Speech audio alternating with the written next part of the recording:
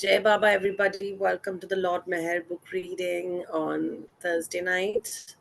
I welcome everybody who's here on Zoom and everybody who will be joining us later. Thank you for joining us. And we're going to be starting from page number 2389 today.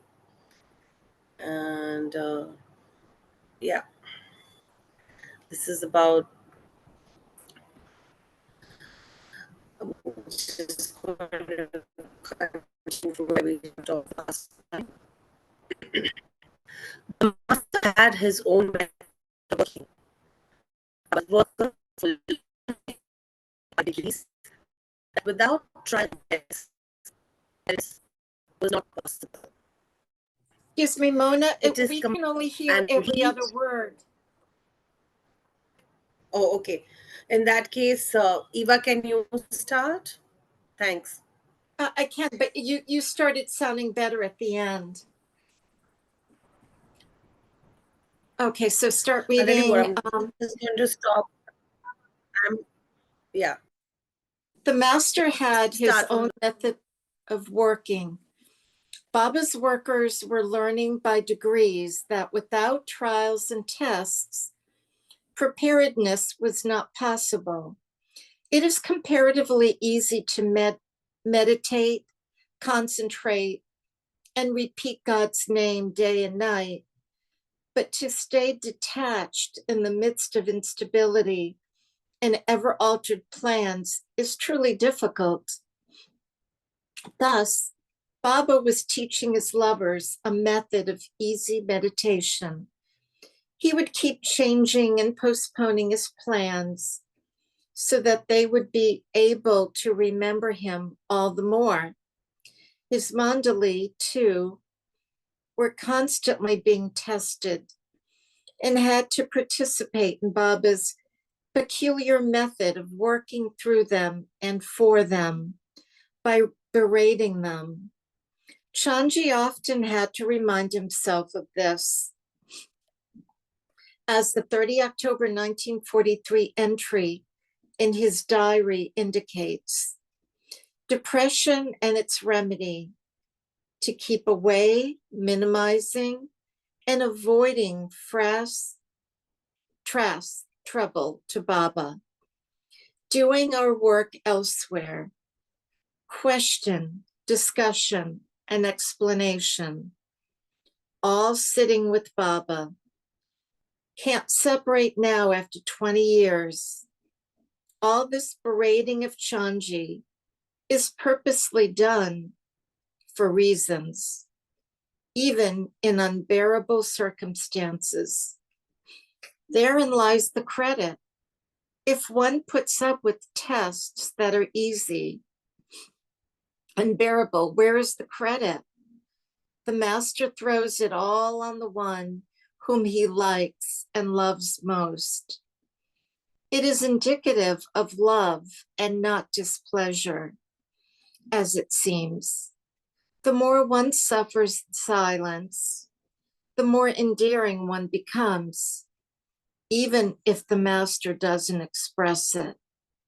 Rather, the outward show is quite the opposite, but that is for a purpose that shouldn't be taken for the real inner feeling.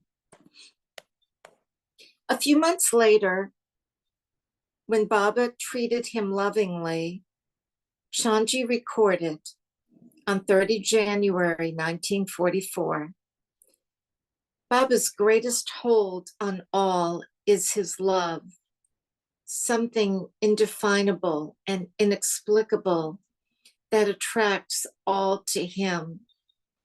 In spite of his mysterious ways of handling things, which none can grasp, in spite of his various promises unfulfilled, first given for encouragement and enthusiasm for our own good, in spite of intense suffering through separation, born of love, he himself awakened and gave.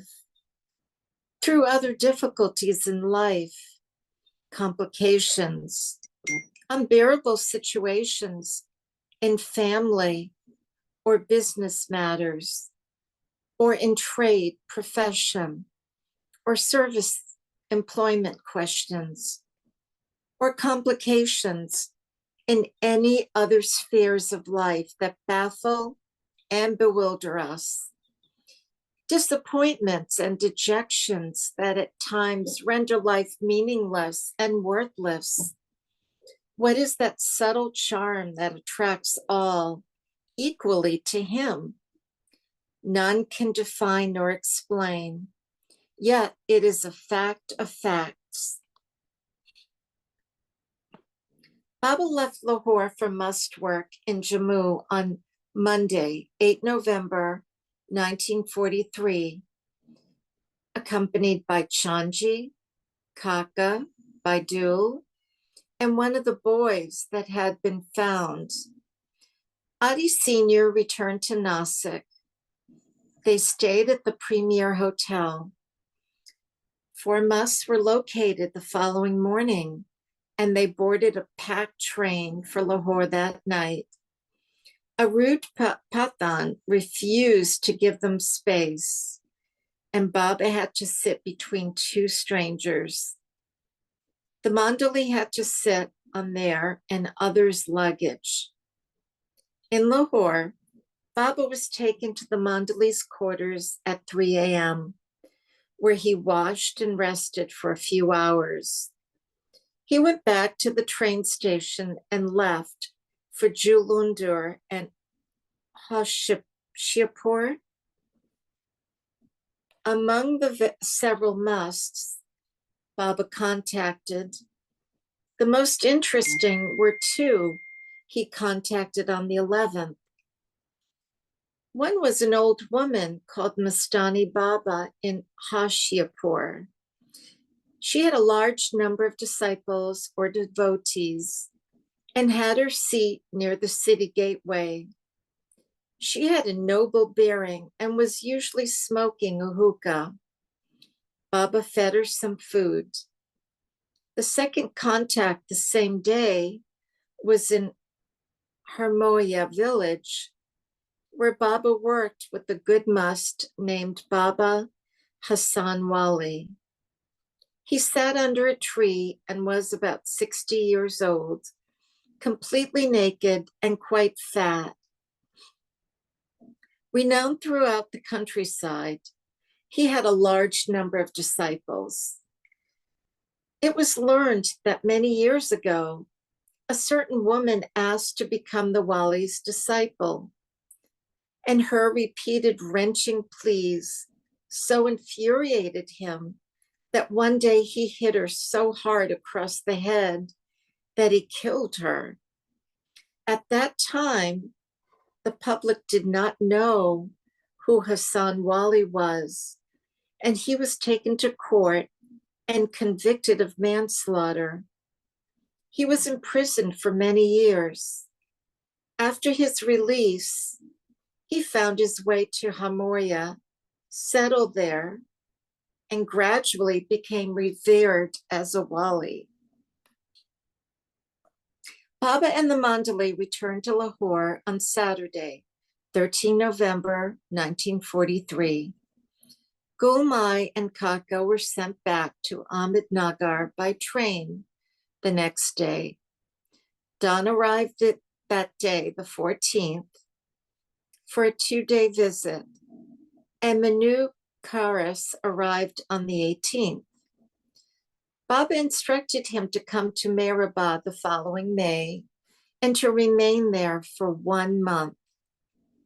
After staying in Lahore for more than 5 months, on 20 November, the majority of the men and women Mandali were sent back to Ahmednagar. They traveled to Manmad by train and then took buses to Meherabad. Pilamai was appointed to oversee the women's group, and during the journey, if any man tried to enter their compartment, Pilamai would shout in Urdu, Janana, Janana.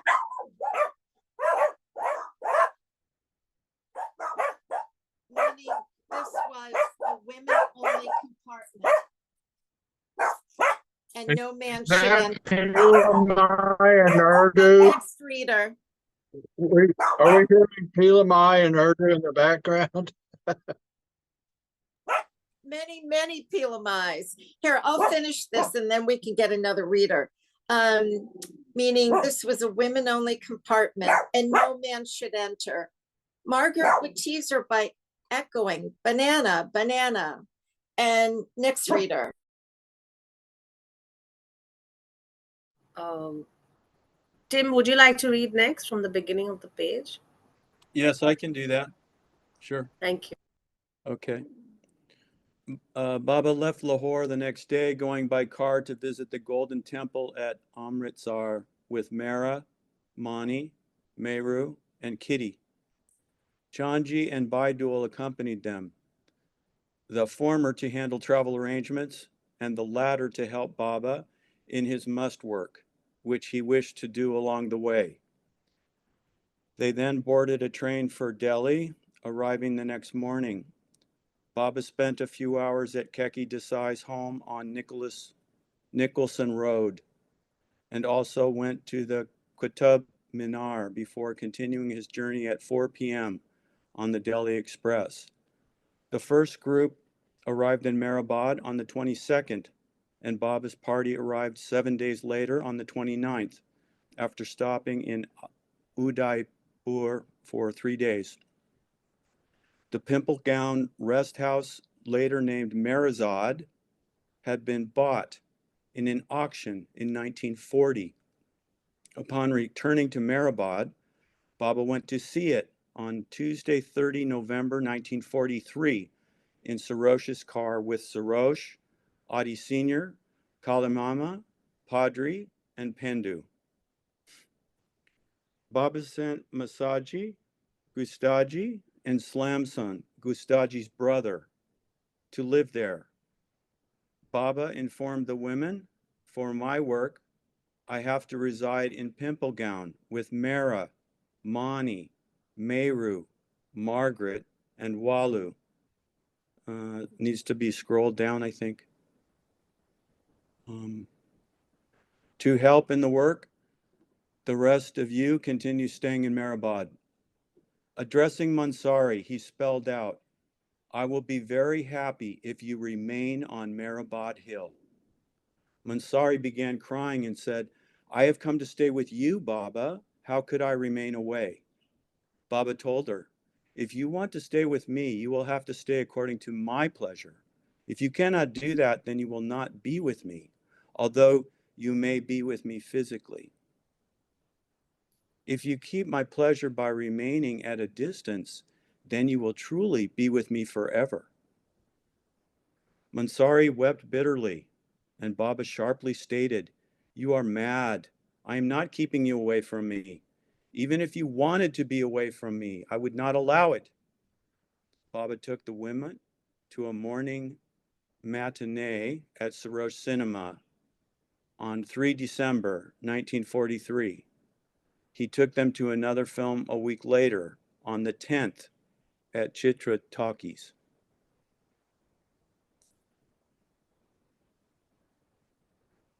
In December 1943, an Irani came to Meherabad and wanted to place 500 rupees at Baba's feet.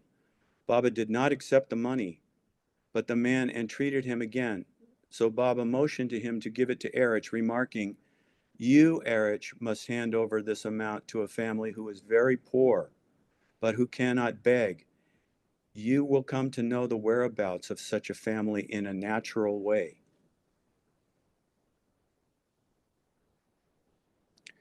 Baba had agreed to give darshan in Pune at the end of December, and Erich was sent there in advance. Erich had no time to look for such a family in Ahmednagar. But when he went to Pune taking the 500 rupees with him, he began his search.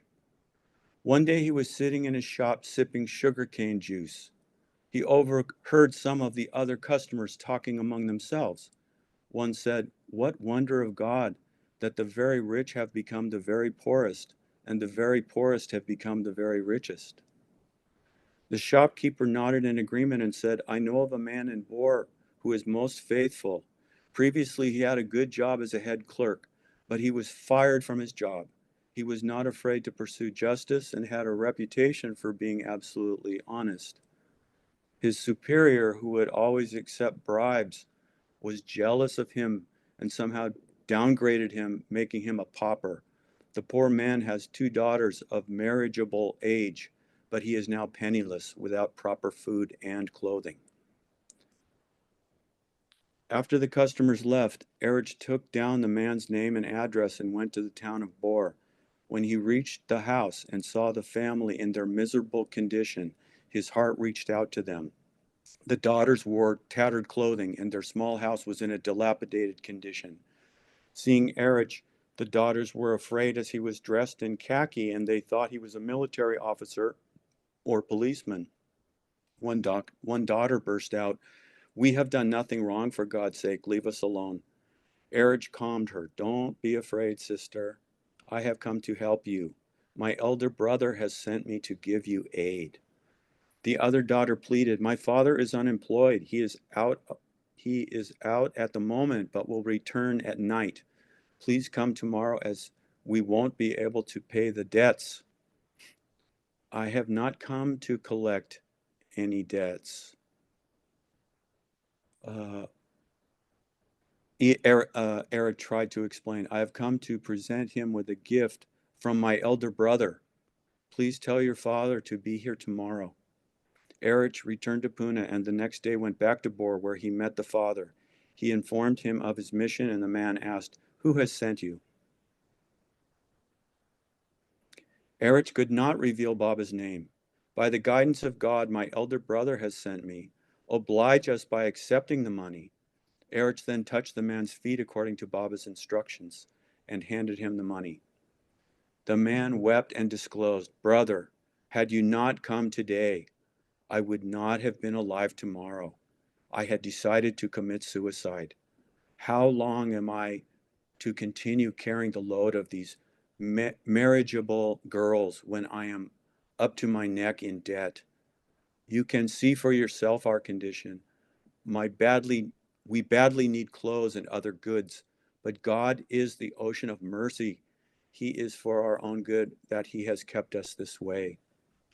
Folding his hands to the devout man, Erich left. Such was beloved Baba's play. He is the protector of everyone at every moment, and nothing is hidden from him. Just let me know if there's another reader that wants to take over, or I can keep going, whatever. You can read till the end of the page. Thanks, Tim. Okay. A cable was received on 25 December 1943 saying that Walter Mertens had died in Switzerland. Baba sent a loving message of consolation to Hetty. Hetty had been at her husband's bedside constantly during his final days, but Walter passed away during the 1 minute when she had momentarily left the room. Hetty later asked Baba why he had to die just then. Baba consoled her. It was the only time he could go. Your love was keeping him back. Papa Jesawala, Erich, and Sadashiv Patel arranged a small darshan function in Pune in honor of Mehera's birthday, and Sarosh drove Baba there on the 30th of December. Mehera, Mani, Margaret, Meru, and Walu accompanied him and were accommodated at Bindra House. Papa and Erich had to move into the garage as they were not to see the women. Baba gave darshan to his close lovers on Friday, 31 December 1943, at the Ahila Ashram School Hall opposite Bindra House. Many devotees came from Kasba Path as well as from Ahmednagar. Sholapur, Bombay, and Nasik, those were other cities. There was singing from 9 a.m. until noon, and Baba gave darshan again in the afternoon from 3 p.m. to 10 p.m. Guests were instructed not to touch his feet, but only to fold their hands to him and receive prasad of a large fresh fig. The day after the program, Baba ordered Papa to keep watch near the Bindra house gate and not permit anyone to enter. So Papa took up his post and stood at the gate. Thank you, Tim. Mhm. Rosalie, you can next. Thank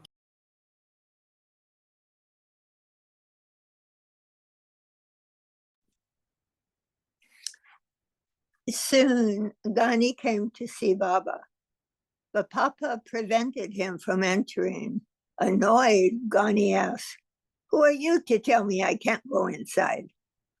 "It is Baba's order," said Papa. "Go and inform Baba that I have come. He himself has called me, and it is necessary that I see him.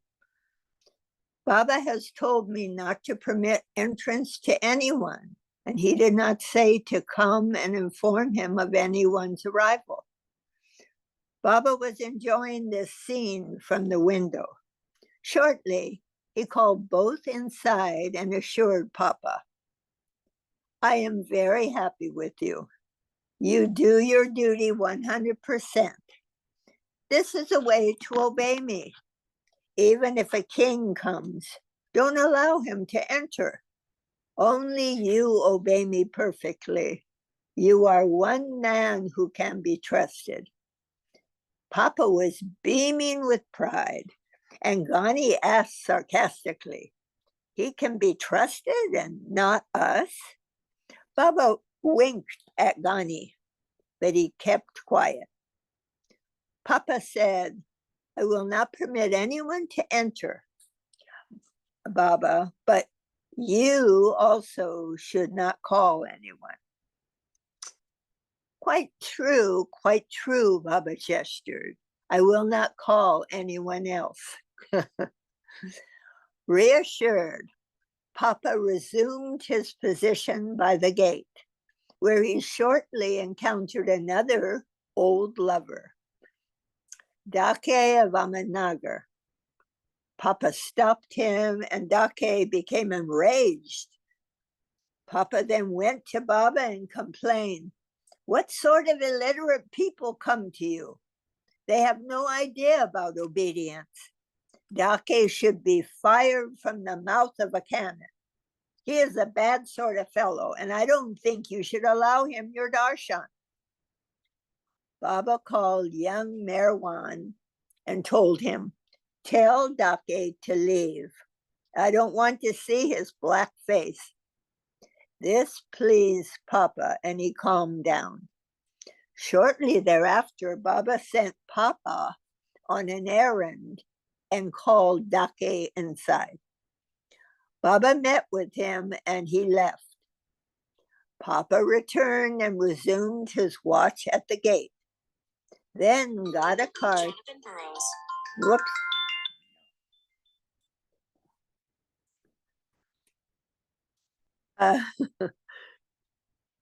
Baba sent Papa on an errand and called Dake inside. Baba met with him and he left. Papa returned and resumed his watch at the gate. Then Gadakar came with his wife, Gunatai. Papa informed Baba, and Baba teased him. "I had complete trust in you that you would not allow even a king to enter. How has Gadakar bewitched you?" "Baba, they are both great lovers of yours and above even an emperor. He spreads your love everywhere. Since you praise him so much, I will see them. Send them in." Gadakar and his wife went in, and Baba met them. Baba wanted to see them, and Papa's praise gave him the excuse. After some time, Gadakar was transferred to Ahmednagar, where he and his family lived in Muta's bungalow. The family kept one room reserved specially for Baba, as the house was situated on Station Road. Baba would stop there on his way to Mehrabad, but he would not inform them in advance of his visits. Once Gunatai complained to him, saying, "Baba, why do you come so unexpectedly without informing us? The house is in such a mess at times. If we knew you were coming, we could keep everything in order." Baba smiled, gesturing. Is this your house? This is my house. Do I have to inform you when I come to my own house? They showed him to his room, and Baba was pleased, but remarked, do you want to keep me locked up in only this one room? I want to go to each and every room. Even the kitchen was not left out of his inspection tour. Once Baba came to the Gadakar's house and indicated, I want to cook for myself, and proceeded to peel potatoes and prepare them and bhajiyas. On Saturday, 1st January 1944, Baba returned to Meherabad from Pune. During the next few weeks, Baba went back and forth between Meherabad and Pimplegaon. He also went to Aurangabad by train with Adi Sr. on the night of the 3rd to find a house where he could stay with the women. They stayed for a day at a bungalow called Prem Basera, whose owner was willing to rent the house and provide food for Baba and the Mandali. Baba began staying at Pimplegowan from 9 January, and Adi Sr. brought Mohammed Mas there for a day on the 10th. Gulmai was permitted to visit at 1 p.m. on the 15th. Amir, the sweeper's son, remained at Meherabad. His mother and 2 sisters had been brought to Meherabad Hill to clean the women's rooms and toilets. One of the sisters, Kaja, was kept with the women Mandali in grand style, similar to Amir's treatment. The other sister was there too, but she was required to do a little work for her keep. All the women had to pay respect to Khwaja, who naturally enjoyed his new status. When Khwaja would visit her father's house in Ahmednagar, she would not travel by ordinary local bus. She would be sent by private tonga, driven by Sidhu, with curtains drawn on all sides. Sidhu was forbidden to look at her, and when he stopped the tonga by her house, he would go and stand some distance away until she had entered her house. Passerbys thought her a girl from a very wealthy family. Baba had sent Kalimama to Sholapur, where he found a good bungalow for this family, enclosed on all sides with bamboo matting. After things were ready, Baba sent the mother, Khwaja, her sister, and Amir in Adi's car to Sholapur on the 1st of February. Kalimama was kept there to look after them. Footnote: later, the family returned to Ahmednagar, where a house was procured for them.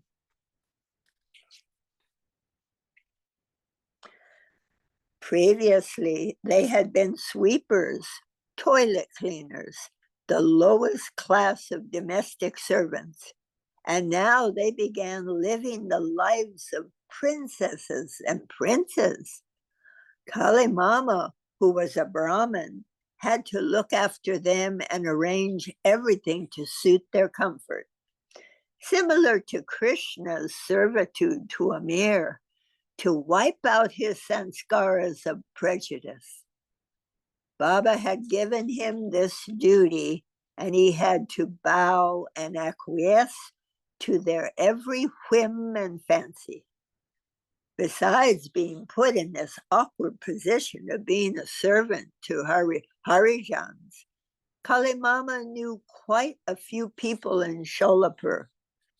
They would inquire who the new residents in the bungalow were. What would Kalimama say? He would hide from his acquaintances and try to avoid their embarrassing questions. But when he went to the bazaar, he would be confronted by one person or another. When pressed as to why he had been evading them, he would reply, "The pilgrim of the path who is merged in his devotions is not permitted to go any place where his practices are likely to be disturbed."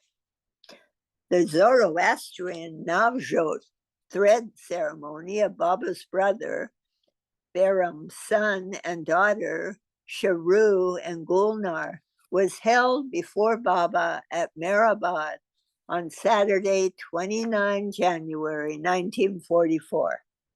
A week later, on 5th February, Baba, accompanied by Mera, Mani, Meru, Margaret, and Walu, left for Aurangabad.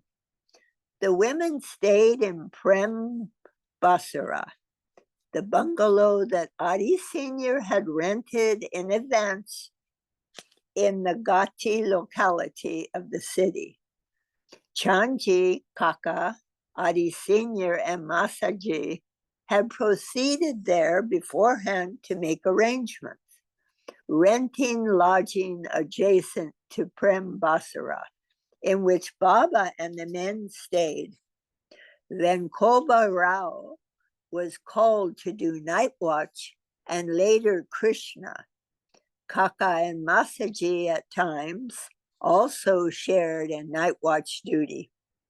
Baba later called all the remaining women from Meherabad to come and stay at Aurangabad for a week. Upon arrival, they moved into the house Baba and the men had been occupying. Baba and the men moved into Prem Villa, another bungalow that had been rented. Baba took everyone to see the Dalatabad fort and Allura caves, and after a week sent the Meherabad women back. Baidu was called to Aurangabad, and he would bring Must, with whom Baba would work in Prem Villa.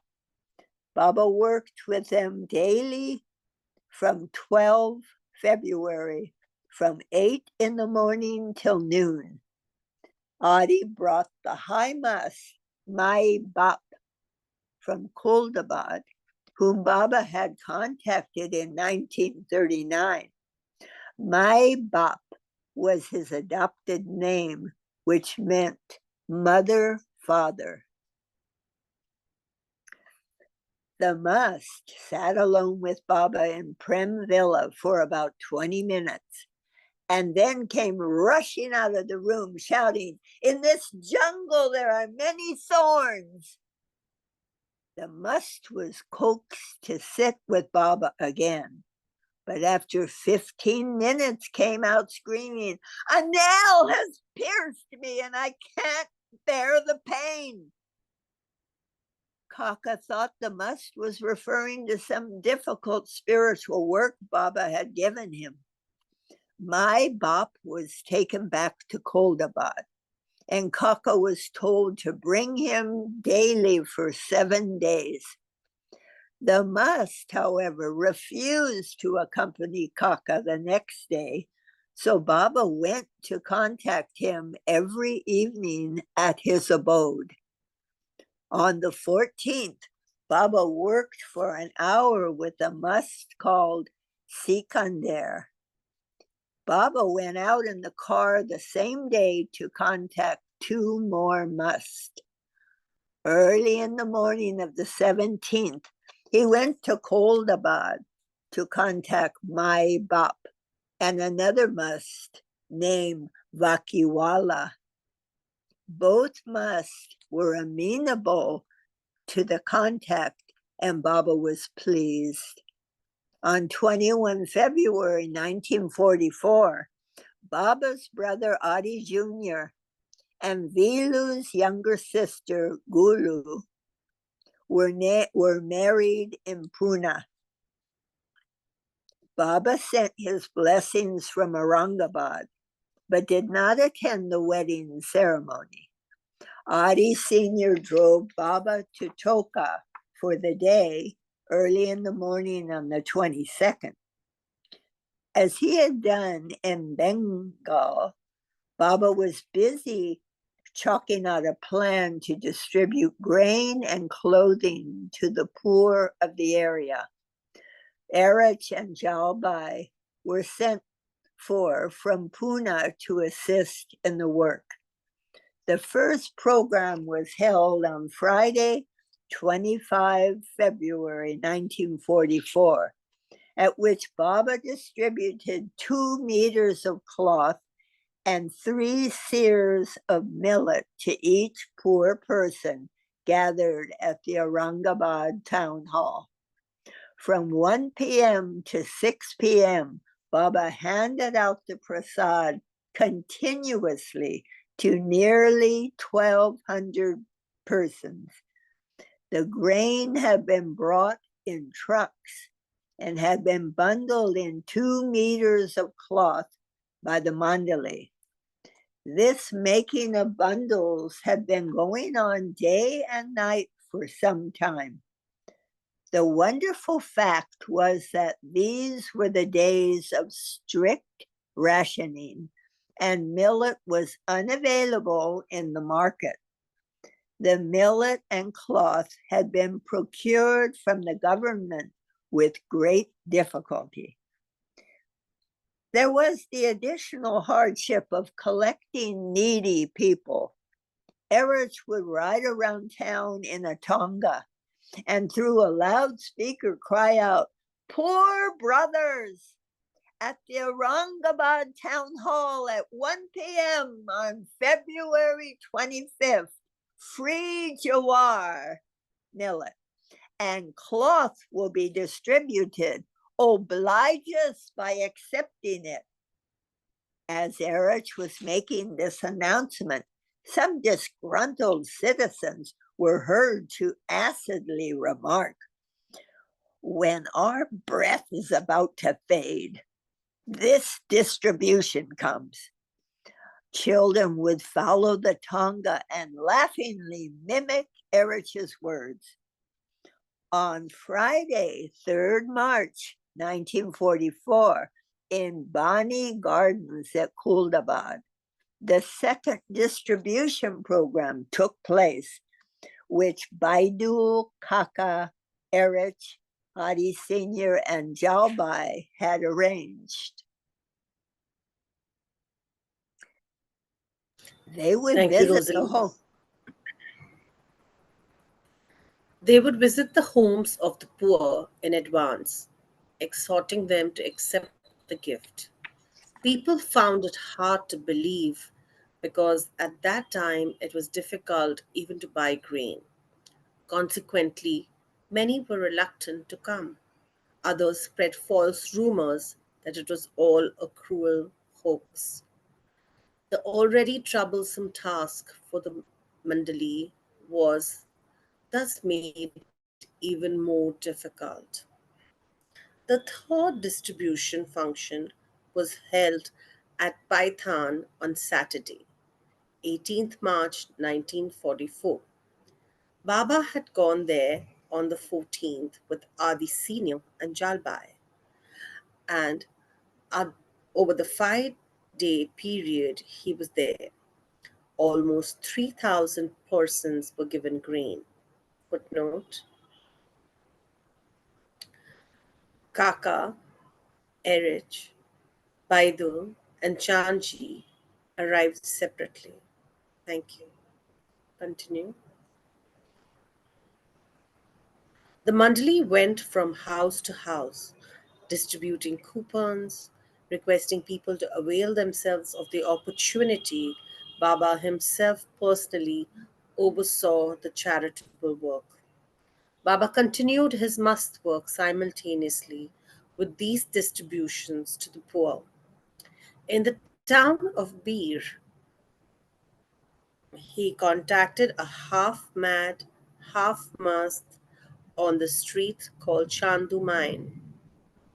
But they must refuse to move to a more private venue for contact. After waiting for more than 2 hours, Baba left disappointed. A Mastani named Shanti Bai was found sleeping on a veranda. But here too a crowd gathered and would not disperse despite repeated requests. The Mastani became frightened when the Mandali closed the doors. The Mastani was much revered by the local women in Bir, who would bathe, clothe, and feed her. And sometimes she wore a beautiful sari instead of dirty clothes. Shantibai was usually found with 5 to 6 dogs around her. And like most musts who love dogs, she always fed the dogs before she ate.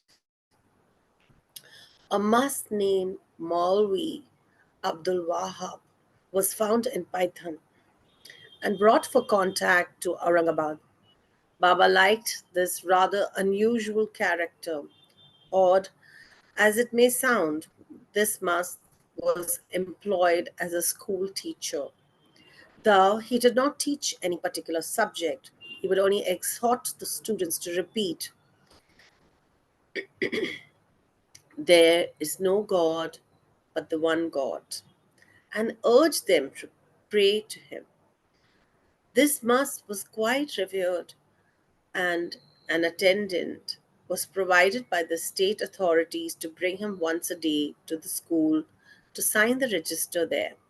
He actually drew a salary, which the government turned over to his wife, and a small portion to a shopkeeper who provided meals for the must.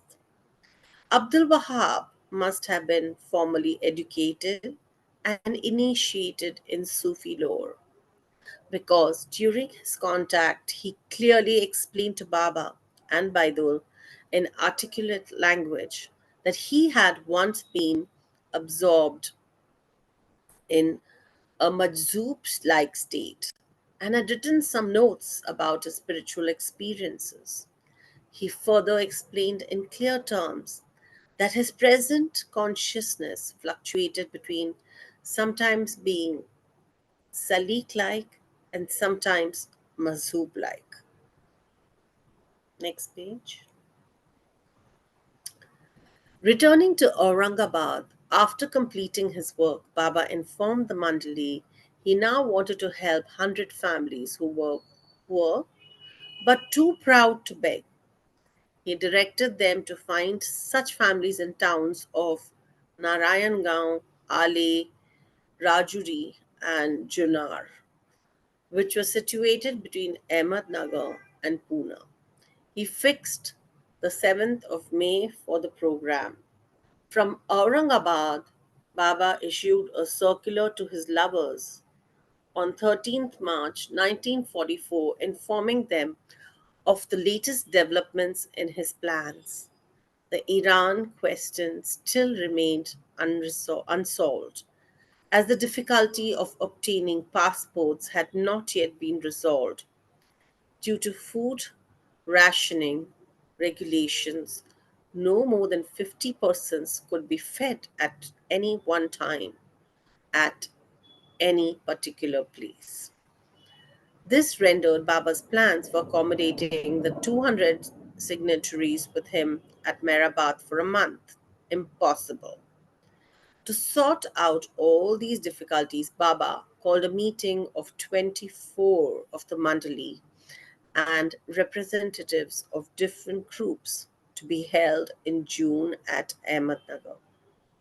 Baba ended the circular by stating, "Those who have been already ordered to observe the 7 days fast should remain on special fast without water on the 15th May 1944 for 24 hours, commencing at 8 a.m. on that day. Therefore, the 7 days fast, as already ordered, may be observed on the date as may be indicated to them in the final circular, which will be dispatched to all after the special meeting on the 10th and 11th of June. All the difficulties mentioned in the circular are real in the gross sense, and from the worldly practical point of view, and are as such facts without flaw. And yet, I, being what I am, and considered as all knowing, all powerful, who knows everything and knew all, could have arranged everything as I would have wanted. This, therefore, leads to the natural conclusion and conveys the only meaning that I myself created these difficulties and situations for a further postponement, which has a precise purpose and a definite and predestined reasons behind it, which the fortunate ones alone will soon know. This is why, in my last circular, I said the doubting ones, the impatient ones, and the disappointed ones need not hesitate to back out, since that would not be considered by me as their weakness, but, but will simply be taken as their unpreparedness for falling in with the appointed spiritual time. And they will all the same be blessed by me as ever. Next page. Except for this postponement due to such conditions created mainly by my own self, all other arrangements and programs for the group meeting and staying with me for a month, as also for the fulfillment of the spiritual experiences mentioned in previous circulars, remain unaltered. There was a small tank-like pond in the Prem Basera compound, but no pipeline to fill it. Men were hired to carry water from a distant well to fill the tank. They would bring it in buffalo skins by bullock cart and motor trolley. Kaka supervised the work, and it was completed on 22nd March. Margaret suggested that the women would be allowed to swim in the tank, and for some days they did. Kakan by the erected tatas according to Baba's instruction. Tank, however, proved too shallow and small for much swimming. There was no filter, of course, and after a few days the water smelled. So Baba asked Margaret to see that the water was changed. It was summertime, and Margaret had to supervise the draining of the pool and its refilling in the hot sun.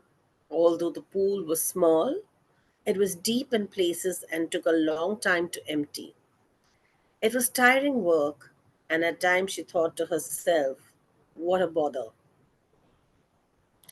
Later, Baba asked her, what did you have to do to fill the pool? Margaret explained that she first took the dirty water out and then refilled the pool with fresh water. Baba spelled out,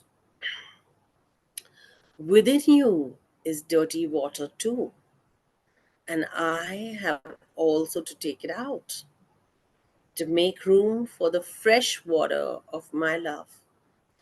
Thus, in different ways, I'm taking out the dirty water from everyone. I'm training you so that you may one day dive deep into the ocean and obtain the treasure. Chanji had sent to had been sent to Manmath and Dhund in March 1944 and had met Lobhaji, one of the former Prem Ashram boys. on the Koregaon station platform. Lobaji was dressed like a sadhu and explained that he was living in Satara. He said he had gone to Meherabad thrice, but each time Baba had been away. He conveyed his respects through Chanji. From 1st to 6th April 1944, Baba went out again on must work to Gwalior with Chanji and Baidul. Dawn was stationed Dawn was stationed further north but met them in Jhansi, where he made arrangements for the group at a dark bungalow. Okay. I don't know who Baba family is. Would you like to read next?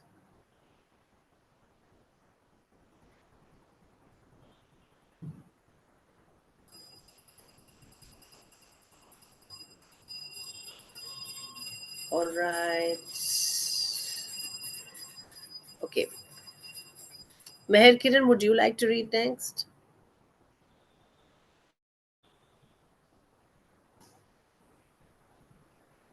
Yeah, I can read.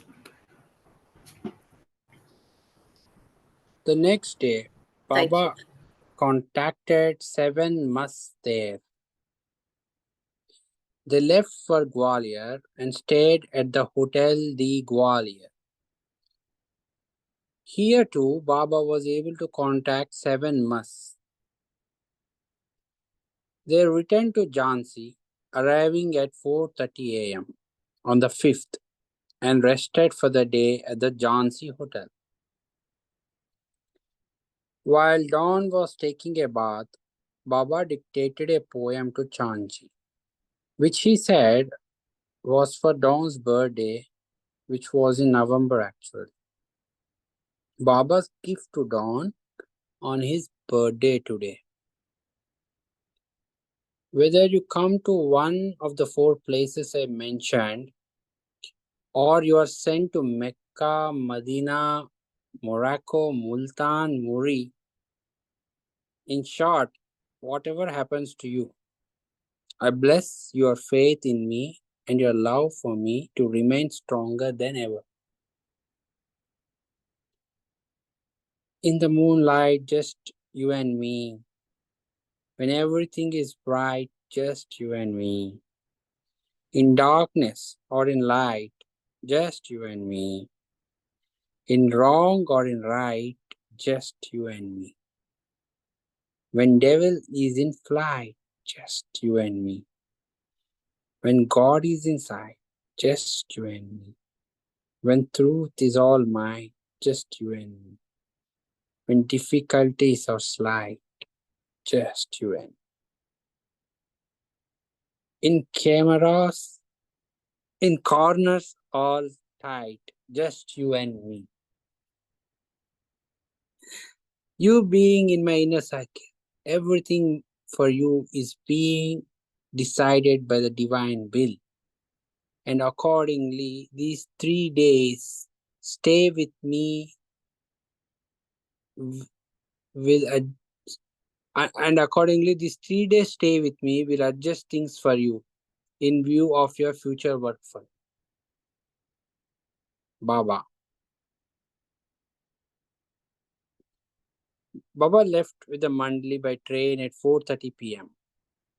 on 5th April and arrived in Aurangabad the following day. Finishing his work in Aurangabad, Baba with Mehera, Mani, Meheru and Margaret returned to Pimplegaon on Monday, 10th April 1944. Walu also joined them there. A servant named Lakshi was brought to do the cooking and another servant named Rakma for household work. Ustadji, Masaji for a time, Slamson, Krishna and Venkoba Rao were the men with Baba at Pimplegaon. Kaka, Baidul and Eruch went in search of poor families in the 4 towns near Pune, which Baba had specified, and Adi Senior returned to Kushru quarters, although he would come daily to Pimpalgaon for instructions. Baba's purifying presence in the rural atmosphere of Pimpalgaon filled the area with wine. The hill of Gorakhnath, a famous saint of ages past, could be seen in the distance, and also 9 smaller hillocks. On one side of the property was a small hill with Khandoba, Krishna's temple on it. Behind the estate was Tembi Hill, which later became known as Manonash or Seclusion Hill because of Baba's work there. A short distance down the road was the scenic Pimpalgaon Lake, adding to the beauty of this sacred place Baba had chosen for his residence. The area was quite peaceful and secluded. When Baba first went to see the property, there was only one cottage measuring approximately 60 by 40 feet and divided into 2 rooms. In addition, there was a motor shed, a stable, a kitchen, and an outhouse. Everything was in disrepair, but Baba liked the location. During their stay in Aurangabad, a small house had been built and repairs made by the men manually. After moving to Pimpalgaon, Baba would call Rano from Meherabad to stay for a few weeks, and at other times Kitty. But Baba would regularly drive to Meherabad to visit the other men and women mandally. Baba was also constantly going out in search of Mas with Adi Senior, who would come with Ahmednagar daily as mentioned and would drive him. Baba would occasionally visit Kushru quarters to see Adi's mother Gulmai and stop also at Akbar Press to see the Satta family. There's a picture with Baba. It says during a visit to Akbar Press. Goher or Irani, 28, had finished medical school and had come to Ahmednagar to stay with her family. Although she very much wanted to be with Baba, her mother Khorshid was disconsolate and wept at the thought of yet another daughter leaving her to join Meher Baba's ashram. Goher's sister Katie had been one of the resident women mandali since 1938. So their mother wished Goher to work as a doctor and live at home. Goher's father, Rusi Pop, however, had no objection and wanted her to remain with Baba, if that was her true desire. Goher wrote to Baba that after her mother's demise, she would come and stay with him. Baba sent for her to Adi Senior and asked her, "Don't you want to be with me?" Goher replied, "There's no other joy in my life than to be with you. I want to stay with you more than anything else. But mother is crying and crying over the prospect. Tell her, I will keep you here for some time and then send you back," Baba instructed. So during the period of his stay at Pimpalgaon in 1944, Baba would call Goher to discuss these matters. Thank you, Meher Kiran. We'll end it there and we'll start from 2403 next week. I'll stop the recording.